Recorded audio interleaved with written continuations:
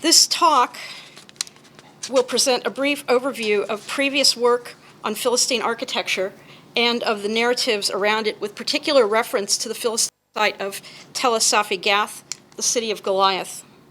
Tel es-Safi Gath is one of 5 cities that make up the Philistine pentapolis, the others being Ashdod, Tel Mikne Ekron, Ashkelon, and Gaza. I will go on to compare and contrast Philistine, Cypriot, and Aegean buildings with special reference to Crete, present a brief regional overview of Philistine architecture, and conclude with a summary of major points, future directions, and problems, of which there are many. A couple of paradoxes can influence the study of the Philistines and the Sea Peoples with regard to the Aegean. Ceramic and faunal evidence consistently receive detailed analysis, while architectural details are frequently glossed over and assigned an Aegean origin based on superficial analysis of perceived similarities, or they are selectively studied, or they are ignored. Another paradox is that while scholars want the Philistines to have an Aegean and read specifically Indo-European origin, there has been a past reluctance to accept certain elements that are shared with the biblical Israelites, such as horned altars, as possibly entangled with the Aegean. The traditional narrative around Sea Peoples and Philistines architecture has been to make grandiose, overwrought, and inappropriate comparisons to Aegean architecture of the Late Bronze Age. Notable examples of the grandiose include Berdyaevich's attribution of the temples at Paleopaphos in the upper left and Kidian to Sea Peoples or Aegean migrants, and Dotan's and Kariorgis's past and inappropriate comparisons of Philistine and Cypriot hearths to Mycenaean palatial hearths. Many claims suggesting architectural similarities between 3 sea cultures of the Aegean and Cyprus lack the detailed rigor applied to the study of ceramics, and that's with the Levant. For example, Kariorgis compared the overlapping dogleg gate at Ma Paleocastro to the dogleg that supposedly preceded the lion gate at Mycenae. However, this feature was not preserved at Mycenae, but was reconstructed based on conjecture, and that's according to Milanos. More recently, Master in Asia suggests that the horns of consecration provide the most promising venue for understanding installation 539, which you see on the right, the intriguing plastered and horned feature recently discovered at Ashkelon. Yet they cite few of the relevant studies or site reports of horns of consecration in either Cyprus or the Aegean, and assign a mainland Mycenaean origin to them, even though few examples come from the mainland, with more examples from Crete. Recent excavations, and just to sort of give you a comparison on the similarity and relationships between horns of consecration found in an opening in a room off the entryway, I want to do this little illustration. Okay, there we have some peopling of the past. Recent excavations and studies of 3A to 3C sites in Crete and recent analyses of 3C structures on the mainland provide evidence of a new reality, one without palatial centers or with modified ones, as at Tiryns and Medea, a decline in the quality of architecture, and by 3C, an almost complete disappearance of writing and administration. The decline of worked masonry in Mycenaean 3C producing cultures in Greece and in Philistia stands in striking contrast to the enormous ashlar blocks used in late Minoan 1 and late Helladic 3A to 3B Greece, as at Chamos and Mycenae, and at late Cypriot 2C Cyprus. They lack the sophisticated use of ashlar with grafted margins found in LC2C Cyprus, and the symbolic use of certain decorative stone in the Aegean, such as conglomerate in the Mycenaean world and gypsum by the Minoans. This type of architecture was a medium for the expression of power and control that seems to have largely dissipated by the Iron Age. and it's preserved mainly in remnants, as in worked column bases and occasional worked pavements. And on the upper left is the Philistine temple at Tel Kasila. In the middle is Kavusi Castro, and I realize it's later, but it was a nice preservation of a hearth. At the bottom is the so-called temple at Tel es-Safi Gath, and then reused stone at Sisi and probably at Tel es-Safi. And also, the preservation of remnants of the Bronze Age is preserved in veneration of ruin cult as studied by Mika Prent. Such systematic changes would have affected patronage and ability to harness labor and resources. And I like this National Geographic photo from the 1930s in Cyprus because it shows women participating in building activity. If builders and designers were among the Sea Peoples and other migrating groups, it is tempting to suggest that skilled builders turned their skills toward ship production, as ships seem to maintain remarkable continuity between the Bronze and Iron Ages, as studied by Vede, Yalkotzi, and recently Jeff Emanuel. Clearly, there is a reorientation of the megaron as a cultural form in 3C Greece, with a greater emphasis on villages as an urban form. In addition, there is an attempt to rehabilitate the mainland palace centers as loci of communal activity, while activity on Crete was focused primarily around simple shrines and feasting centers, as at Kavusi and Thronos Kefala, respectively. An exception is the impressive complex at Kefala Vasiliki, intervisible with neighboring Halis Menos.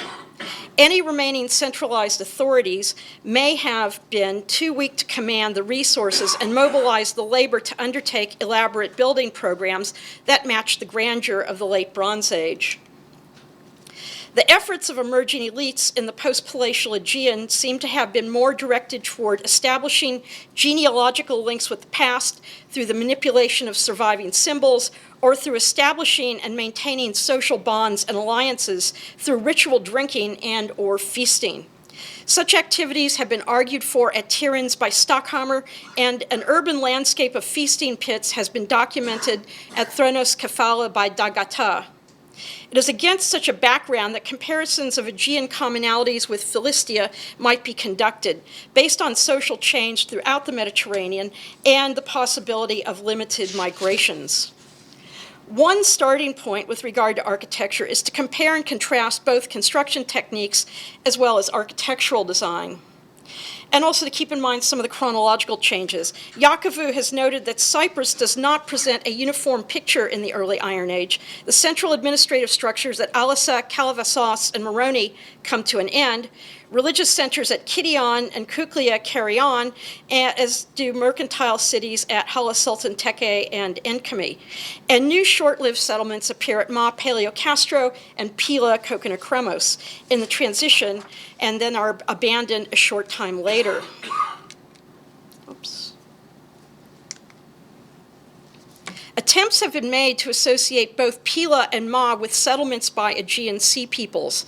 However, none of the domestic structures excavated thus far at Pila, and where Cypriot was recently discovered, and I apologize, I haven't seen the recent publication yet, where Cypriot was recently discovered, appear to bear any relationship to Mycenaean or Mycenaeanizing architecture.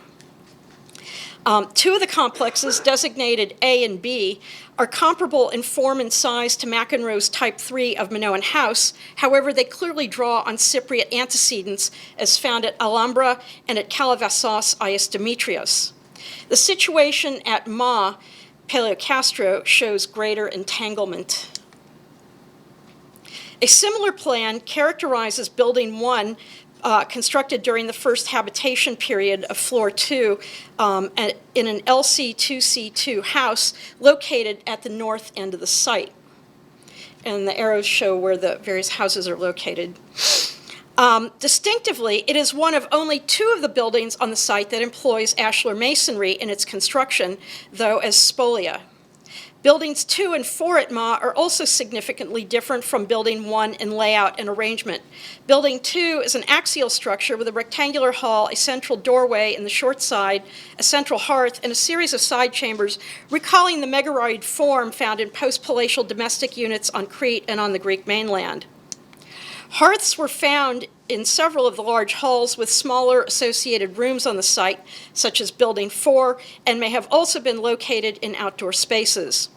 Thus, Ma clearly exhibits two different building traditions and suggests a situation that is more complex than a Sea Peoples or Mycenaean colony. Aaron Mayer and I have recently suggested in World Archaeology that Ma functioned as a culturally mixed pirate enclave. In Greece, it has been observed that monumental hearths were abandoned in the late Helladic 3C period, Aegean, and that this architectural plan was modified to suit new social realities. Moran has observed that monumental hearths were linked to a ceremonial and ritual ideology celebrating the Wanaks, and their absence or minimization in Aegean 3C world may say something about a change in the level of political complexity following the demise of the palaces. In addition, post-palatial roof supports assume the form of a central linear arrangement dividing the room into aisles rather than the square arrangement of the previous era, which served to emphasize the monumental hearth. However, this change could also be linked to functional purposes with regard to a reduced amount of space needing to be spanned. It is difficult to speak of architectural design for the earliest Philistine levels at Tel es-Safi Gath, and easier to draw such comparisons from Ekron, Ashdod, and Ashkelon, although our understanding of architecture at these sites is also extremely limited. Both house and hearth construction suggest regionalism in Philistia, along with an emphasis on strengthening social identity among the Philistines. Philistine house construction seemed to rely on local materials, while their forms varied between the rectilinear shapes of the Mycenaean-influenced houses and the pie-shaped or square-within-a-square plans known from Cyprus and from Crete. As at Ma Paleocastro, house plans at Ashkelon indicate that more than one cultural tradition may have been at play, further illustrating the entangled nature of Philistine culture. In addition, Ashkelon shows the greatest diversity of hearth construction at a single site. They are round, rectangular, and keyhole in style. Both sherd construction and mud brick and cobblestone construction were employed. This stands in contrast to the dominant tradition of pebbled hearths in Inner Philistia and at Tel Mikne Ekron and at Tel es-Safi Gath, and this is a feature absent in the 3C Aegean, that is, hearths constructed solely of pebbles. Room 25, a rectangular hall in the north half of the early Philistine sector at Ashkelon, typify the majority of structures excavated there thus far. In phase 19, it had a bench against the south wall and a tub in the southeast corner, where a row of spool weights indicating weaving and a rectangular keyhole-shaped hearth was located in the center. And you'll remember the discussion of spool weights yesterday from Jan's paper. The spatial syntax of this structure finds parallels at Tel Mikne Ekron, Ashdod, and Mycenae, and is taken as evidence of a relatively stable tradition in the region. Rooms 873 and 725 are located in the southern half of the Phase 19 area. They are cater-corner to each other, with room 873 located within and opening into a larger square room designated 1023 on the north and 517 on the west. A rectangular hearth against the wall of room 1023, while a rectangular hearth is against the wall of 1023, while an irregular ovoid hearth is placed just off center in 873, and a more regular rectangular hearth is adjacent to the north end of a centrally placed column base in room 725. The square within a square room syntax, which characterizes rooms 1023, 517, and 873, mimics the syntax found in both Minoan and Cypriot houses. Interestingly, hearths were typically not found in structures with this style of plan, and they are notably absent at Pilo, Kok, and Akremos, unless things have recently changed. Preliminary findings indicate that the earliest Iron Age architecture at Tel es-Safi Gath, as at other 3C sites, seems to be characterized by a simple village lifestyle. In Area A, in the Philistine sector, investigated by the University of Melbourne, structures were built on modest foundations of large stones, followed by small stones creating a socle to carry a mud brick superstructure. Elsewhere on the site, in Area F near the summit, large mud bricks were used for the foundation course, a practice also found at Tel Mikne and at Ashkelon. Open spaces and hearths for social gatherings and feasting remains seem to have been plentiful, a feature also well known from Crete at Thronos Kefala, at Hanya, and Kefala Petros. And there I'm especially paying attention to the pits. These were followed in the 9th century BCE by massive, well-built structures with enormous stone foundations in Iron 2A. And I hesitate to say Cyclopean or megalithic, but they're bigger than a watermelon, so perhaps I'll say that they're shaped like this small ovoid table in the middle here.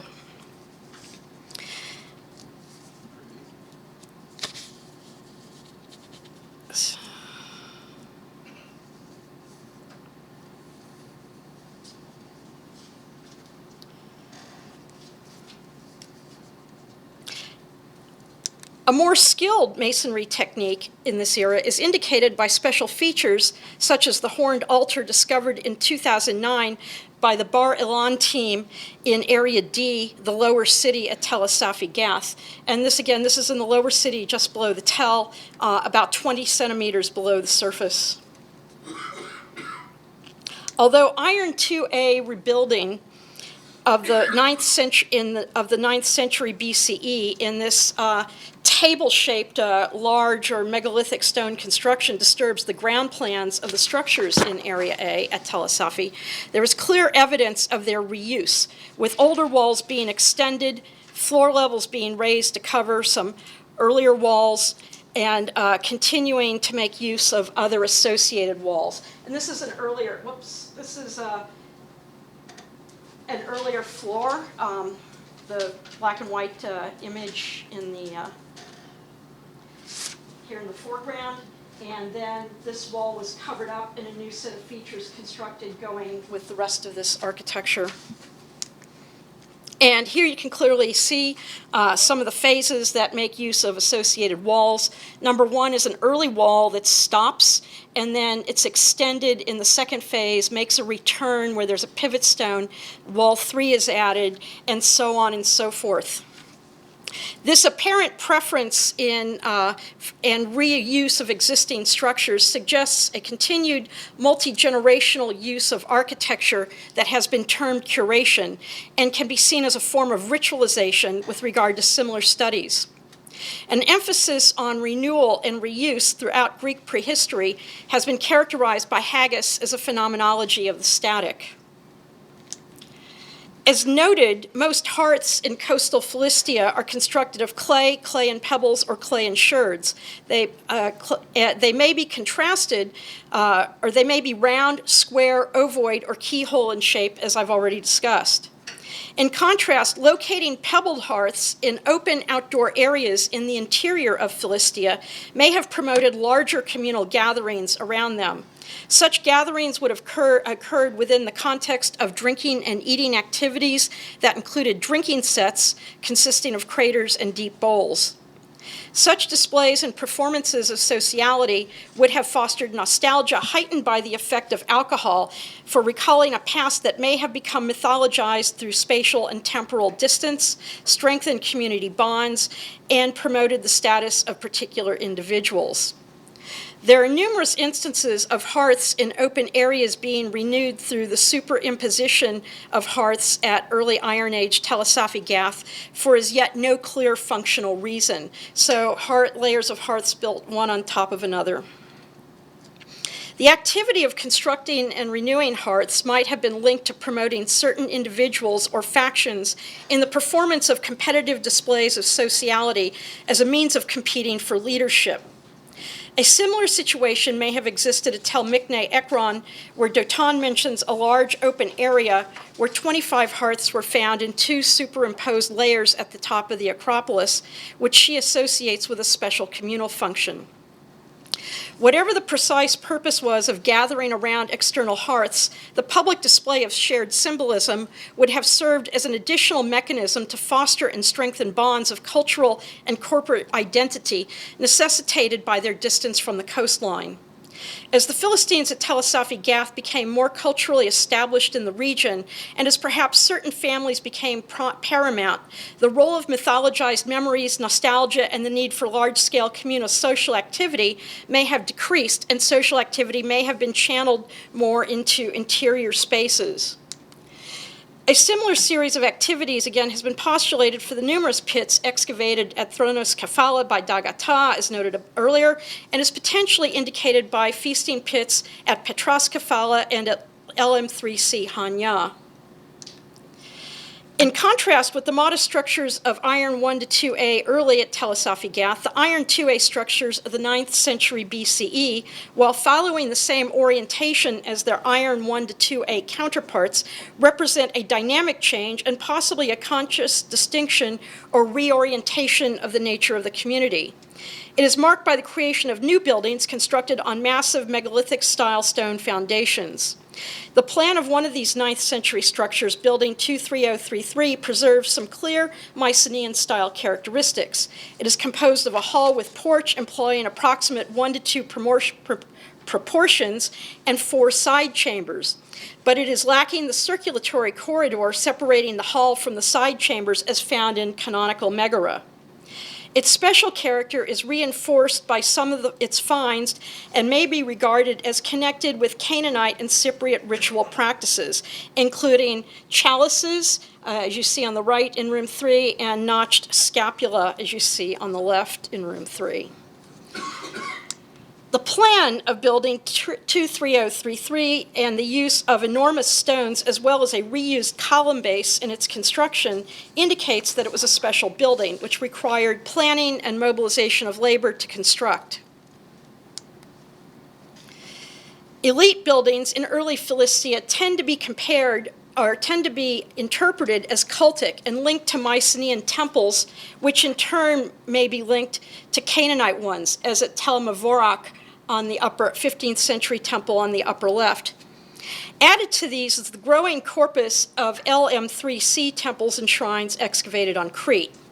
Of equal significance is the growing corpus of elite buildings in the post-Palatial Bronze Age on Crete, as at Quartier Nou at Malia and recently discovered at nearby Sisi, in which Jan talked about in detail yesterday. The Philistine temple from Stratum 10 at Tel Kasila on the right and at Tel Mikne Ekron share certain features in common with Canaanite, Cypriot, and Mycenaean temples. These include a rectangular hall supported by columns, a platform and or benches to display the cult figurines and offerings, rooms in the rear to store ritual paraphernalia, possibly a corner doorway, and a substantial quantity of ritual material. Though lacking some of these features, a recently uncovered structure on the western side of Area A at Tel es-Safi Gath, and which is depicted on the right, is regarded as a temple by the excavator and as an elite building with Aegean characteristics by myself. The Tel es-Safi Gath structure was provisionally in use from the 12th century through to the Iron 2A period. The presence of 2 finely worked column bases in a squarish hall, worked masonry being rare in early Philistine contexts, evidence for communal gatherings taking place nearby to the east in the form of outdoor hearths and rubbish deposits, and continuity of practice with a cult corner rich in ritual finds found in the 9th century levels immediately above it confirm its importance. Furthermore, the later cult corner was associated with a metallurgical installation where both copper and iron production were taking place. The relationship between these 2 features mimics a relationship between cult and metallurgy on Cyprus as established by Knapp.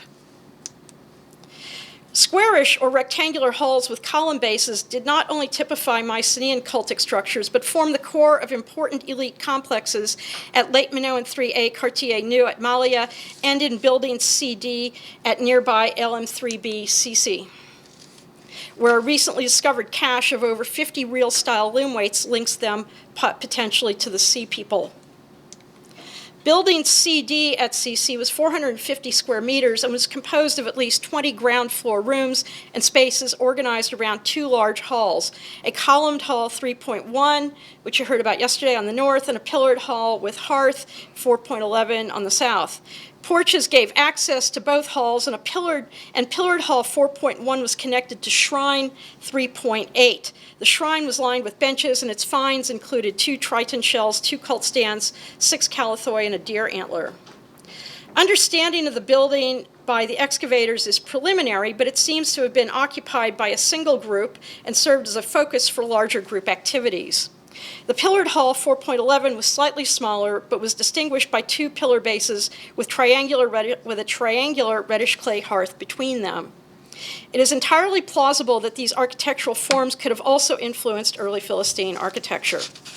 In addition, the excavators note its similarity in axial plan arrangement of column bases and size to the hall of the hearth at Late Minoan 3C Kefala Vasiliki. Wallace goes further, suggesting that the Karfi and Halismenos Megara Vronda Building AB and the complex at Kefala Vasiliki represent purposefully designed secular feasting units built to a flexible template that deliberately concentrated certain Mycenaeanizing elements that may cluster or occur in combination with feasting assemblages. These elements include axial entrances, full-width anterooms, central hearths, and the placement of 1 or more column bases in the main room. They represent more formalized urban configurations for the promotion of commensality than the open-air pits and hearths that also occur in the 3C period. What these examples suggest for the occurrence of this form at Philistia is that the column halls need not always be understood as temples. However, Iliopoulos argues for the cultic nature of Kefala Vasiliki, which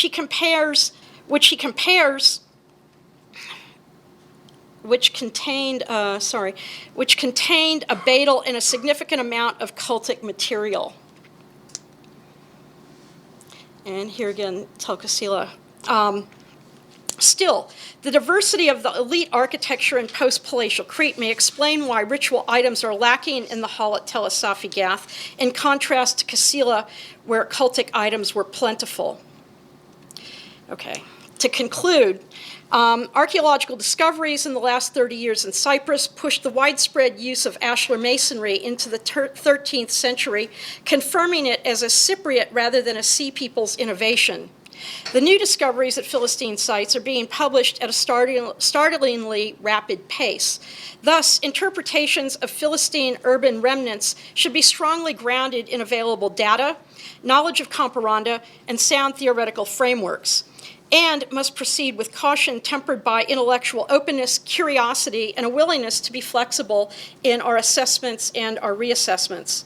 The role of space for the display and manipulation of symbols and the performance of sociality, the curation of architectural remains, and the preference for columned halls seem to be key areas of similarity between Philistia and the Aegean, while the importance of the hearth as an ideological symbol and as a locus for external gathering at Tel es-Safi Gath and Tel Mikne Ekron seem to be a key distinction. In identifying cross-cultural patterns in the use of spaces for the performance of identity based on social change, we need to also remember that each site discussed is part of a wider region with its own micro, meso, and macro regional differences. Thank you.